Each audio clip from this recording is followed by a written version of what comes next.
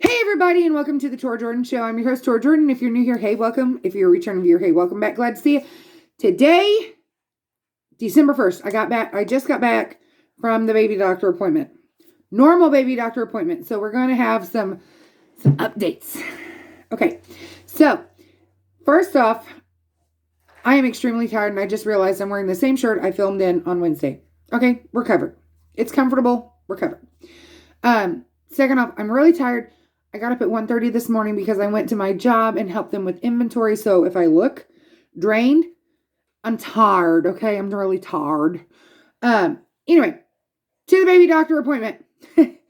So got in there first thing, and they weighed me, and I've gained I've gained 3 pounds, and I was like, and they're like, "You're pregnant, honey. Don't worry about it. That's not a significant, drastic increase in weight."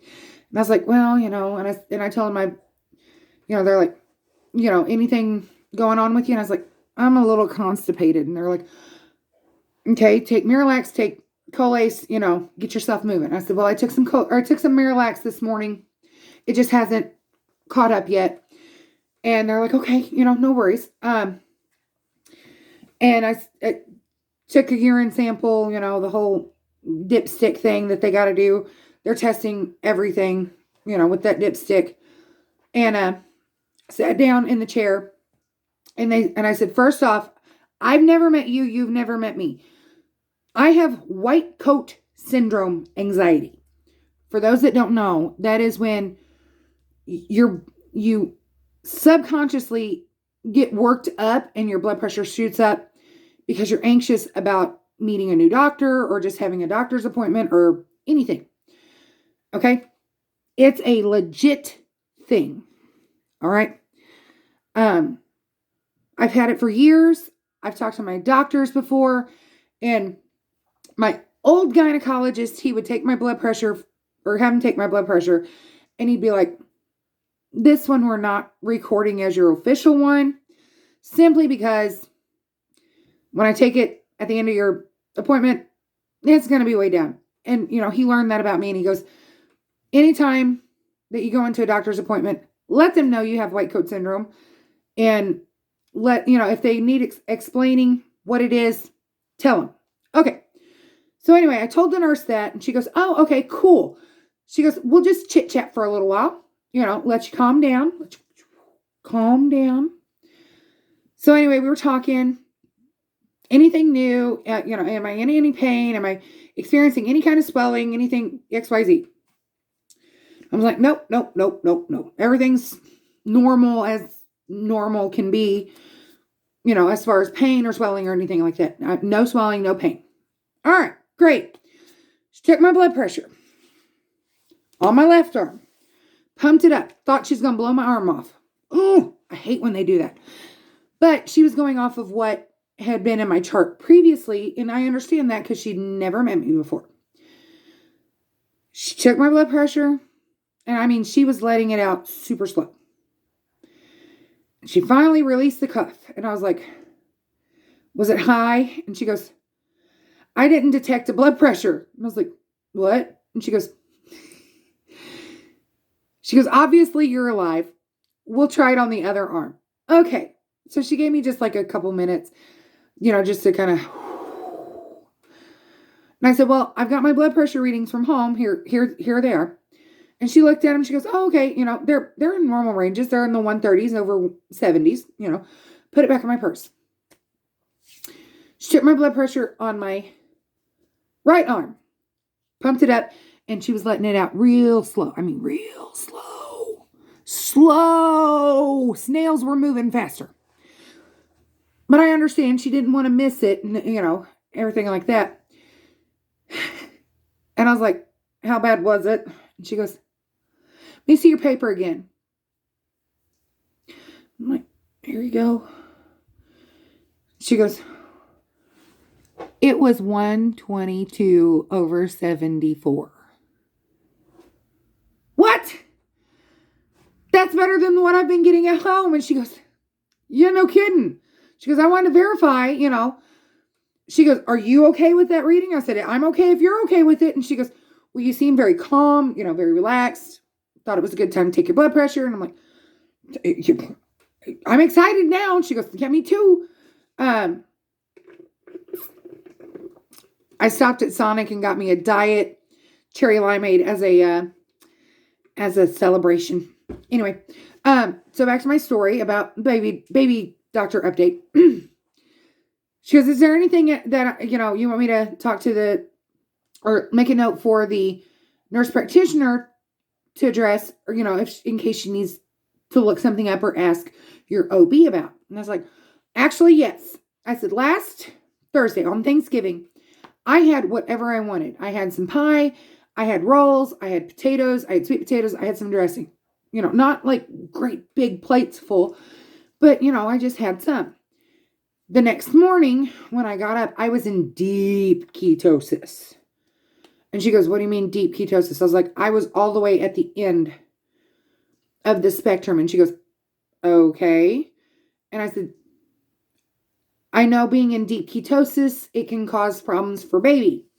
So I have been, Friday, Saturday, Sunday, we were in Branson, and I kind of ate whatever I wanted to because I was trying to keep my ketone level way down, stay out of ketosis. Got home, and Monday morning when I retested, I was still in not deep, but moderate ketosis. And I said, so I've made made the mental call, hey, I need to add some more carbs to my diet, and she goes, okay, so what have you been doing? I said, well, I've been eating instant oatmeal at night before I go to bed to keep me out of ketosis while I'm asleep, since that's technically a fasting period. And she goes, okay. So she talked to the nurse practitioner. She came in and she was just like, and I was like, she goes, I saw your blood pressures. I saw what they were in the chart, previously to see where, how you were going. I knew you were on precardia. Want to check and see, are we trending in the right direction and everything like that? And she goes, I'm so excited about your blood pressure. It's like, me too. And she goes, tell me about this ketosis thing. So I told her about Thanksgiving and everything like that. And she goes, okay, so I'm going to talk to your doctor after the appointment. She goes, but right now I'm going to tell you to continue doing what you're doing. If it's keeping you out of that deep ketosis, continue what you're doing by eating the oatmeal of a night, to sustain your level. And she goes, if you want to, we can send you to the diabetic specialist so that you can learn how to count carbs. And I was like, ma'am, I've been on keto and low carb since April of 2022. I've been teaching other people how to count their carbs, and I told her how I do the net carbs and everything like this. And she goes, okay, good. But do you want to go to the class? And I was like, no. I mean, are they going to teach me anything other than counting carbs? And she goes, no. She goes, but if you want to go, we will send you. I was like, okay, I'm good. I don't have to go see him, She goes, so keep monitoring your blood pressure at home and keep monitoring your ketones. And she goes, with eating oatmeal, keep a careful eye on your blood pressure, because sometimes people who eat oatmeal a lot, their blood pressure goes down. I don't know if it's due to the salt thing or whatever, but she said, keep an eye on your blood pressure. I was like, okay, will do. I said, I'm excited about my blood pressure, but I gained some weight. And she goes, honey, you're pregnant. You're going to gain some weight, okay? She goes, you haven't had a drastic weight gain. You've gained a few pounds here and a few pounds here and a few pounds here, but it's nothing like you haven't put on 30, 40, 50 pounds since you found out you're pregnant, okay? You're fine. And I was like, okay. So anyway, she was like, well, your next doctor's appointment will be with the high-risk specialist. And she went to go name the one that I saw before that I didn't tell you all about. And I was like, no, I won't be going to see her again. Now she goes, oh, yeah, I see that it's been changed to this other doctor. She goes, was there something wrong? And I said, well, long story short, she didn't read my chart, and then she argued with me about my diagnoses, my test results, and everything like this, about my family history. She argued with me. She said I was type 2 diabetic, and she kept repeating that I was type 2 diabetic repeatedly. And I was like, ma'am, they have pulled an A1C on me. I am not a diabetic. I am nowhere near diabetic. And she was arguing with me over that. Then she was arguing with me over whether or not I needed to get the genetic testing done.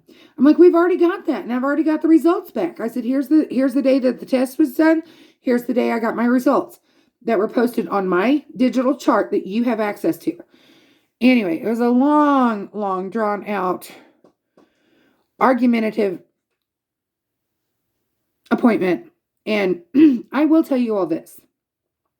If you run into a healthcare professional that will not listen to you or talks over you or makes you, feel like what you're doing, your body, you don't know your body, they do because they read it on a chart, be your own advocate.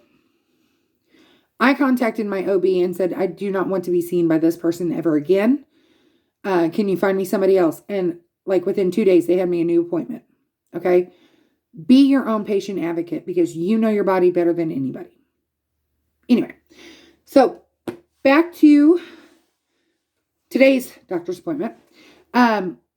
She did the little handheld cell phone size ultrasound, portable ultrasound, just to check on Isaac's heartbeat and everything like that. He was in there just swimming like a little fish. Okay. Just in there. She goes, well, I see his heartbeat.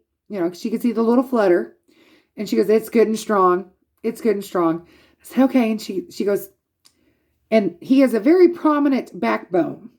Okay. She goes, that means that mama's eating the appropriate nutrients to be growing good bones. Okay. So you're doing fine. I was like, okay.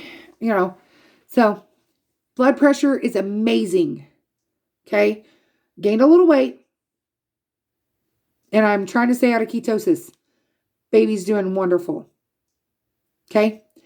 You all are beautiful or handsome just the way you are. Just the way you are. I care for you guys. That's why you're going on this pregnancy journey with me.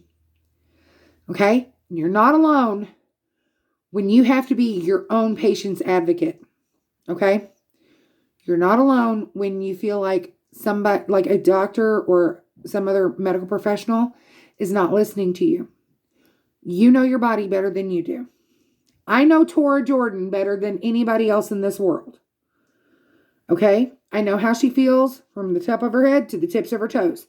I know my body. I know myself. You know you. Okay? Be your own patient's advocate and do not be afraid to request a different medical professional if need be. Okay? Be kind to yourself and be kind to others. Alrighty, guys? I'm going to go take a nap. Love ya!